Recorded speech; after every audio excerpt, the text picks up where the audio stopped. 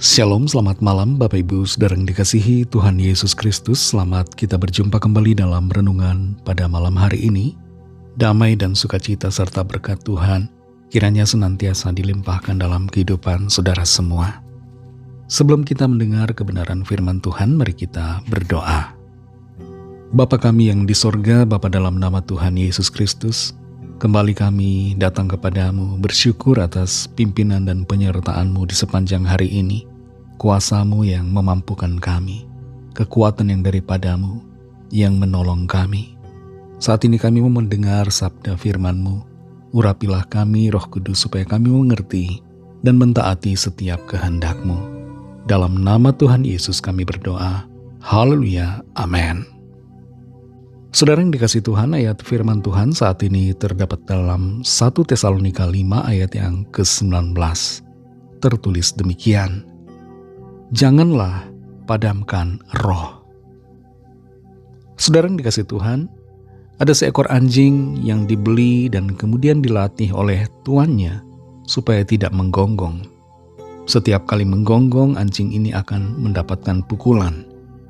Lama-kelamaan, anjing ini mengerti bahwa ia tidak boleh menggonggong.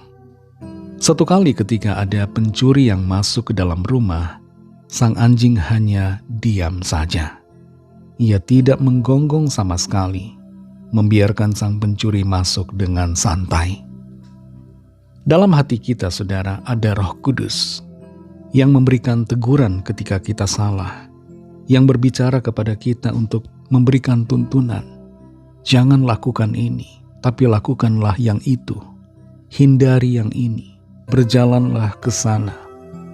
Hanya saja, ada kalanya kita bersikap sedemikian rupa sehingga suara Roh Kudus itu kita padamkan. Tanpa sadar kita menyuruh Roh Kudus untuk diam. Tentu di sini saudara, saya tidak bermaksud menyamakan Roh Kudus dengan anjing, tidak sama sekali. Ilustrasi anjing itu hanyalah sebuah contoh supaya kita mengerti. Dalam 1 Tesalonika 5 ayat 19 ini dikatakan, janganlah padamkan roh. Ini merupakan sebuah peringatan yang cukup keras. Ada kata jangan di dalam ayat ini. Maksudnya adalah supaya setiap orang percaya membiarkan Roh Kudus itu menyala dalam hati kita.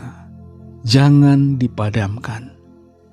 Roh Kudus seringkali dilambangkan dengan api. Misalnya lidah-lidah api pada hari Pentakosta. Dan api dalam konteks tertentu adalah baik. Kita perlu api untuk memasak. Kita perlu api untuk menerangi ruangan yang gelap. Kita perlu api untuk menghangatkan badan di tengah-tengah situasi musim dingin.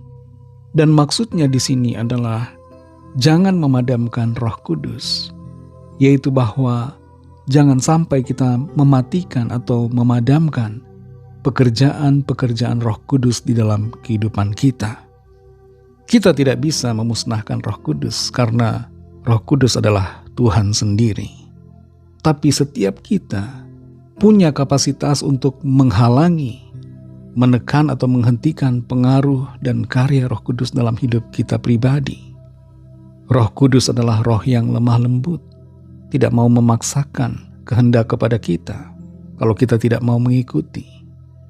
Tuhan itu lemah lembut, saudara. Allah itu maha kasih dan maha lemah lembut. Dan Tuhan tidak pernah memaksakan kepada kita. Tuhan mau setiap tindakan kita lahir dari inisiatif kita sendiri yang bekerja bersama dengan panggilan Tuhan. Tuhan memanggil kita, tapi bagaimana respon kita itu terserah kita, saudara.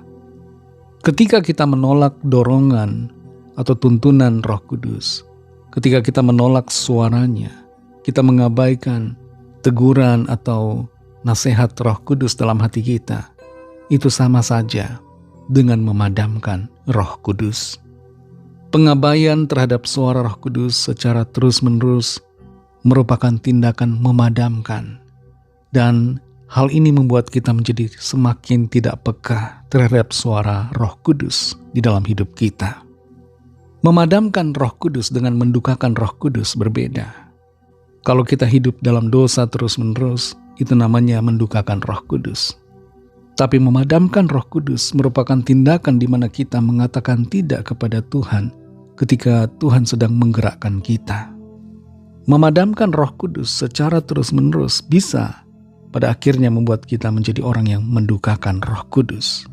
Karena ketidakpekaan membuat kita menjadi tumpul secara rohani dan menggeser keimanan kita ke arah yang menjauh dari firman Tuhan. Saudara yang dikasihi Tuhan, masih di awal tahun 2026 ini, biarlah kita berjalan dalam pimpinan Roh Kudus. Biarkan Roh Kudus menyala dalam hati kita, menuntun kita, memberikan nasihat, dan kita melangkah, mengambil tindakan serta keputusan berdasarkan kepada firman Tuhan dan mengikuti suara Roh Kudus di dalam hati kita yang menuntun kita dalam jalan-jalan yang benar. Mari kita berdoa. Terima kasih Tuhan Yesus, kami bersyukur untuk firman-Mu yang sudah kami dengar. Kami mengerti bahwa Engkau Tuhan ada di dalam kami oleh Roh Kudus-Mu yang tinggal di dalam hati kami. Engkau berbicara kepada kami, menuntun, memberikan kami pengertian, mengingatkan akan firman-Mu, dan membawa kami kepada jalan-jalan-Mu yang benar.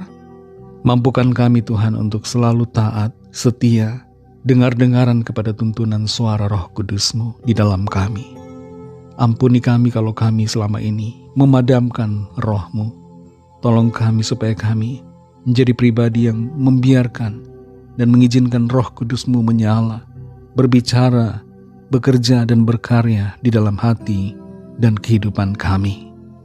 Berikan kami hati yang peka untuk mendengarkan suara-Mu Tuhan, dan rela untuk mengikuti akan apa yang menjadi kehendak-Mu. Berkati kami Tuhan di sepanjang malam ini dalam istirahat kami.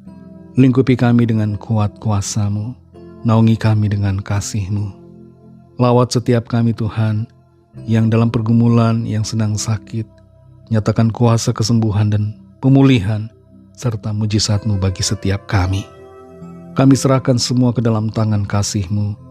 Dalam nama-Mu yang kudus, nama Tuhan Yesus Kristus, kami sudah berdoa dan mengucap syukur. Haleluya. Terimalah berkat Tuhan. Tuhan memberkati engkau dan melindungi engkau. Tuhan menyinari engkau dengan wajah-Nya dan memberikan kasih karunia. Tuhan menghadapkan wajah-Nya kepadamu dan memberikan damai sejahtera.